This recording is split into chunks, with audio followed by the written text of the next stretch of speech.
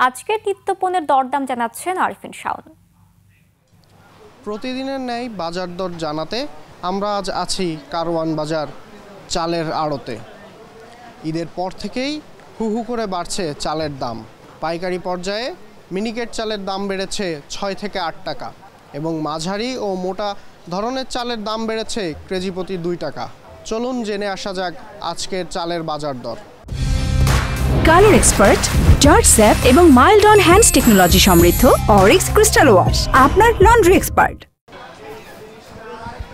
ঈদের পরে চালের দামটা বেশি, যেটা ছিল 70 থেকে 68, ওটা 76 আমরা কিনতে হচ্ছে। 28 ছিল 54, এখন হচ্ছে 56 টাকা। নাদিশেল ছিল 70 টাকা, ওটা এখন 76 টাকা 78 টাকা কিনা লাগছে। এদিকে মুদি বাজারে দাম বেড়েছে একাধিক পণ্যের।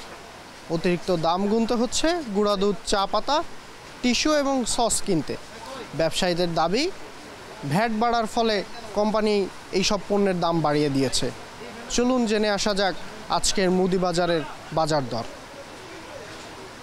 পাউডার দুধ ছিল 750 টাকা, এখন 820, 850ও আছে।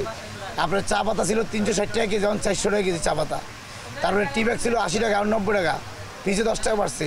যে সস ছিল 220-30 টাকা লিটার, এখন 280 টাকা লিটার সস।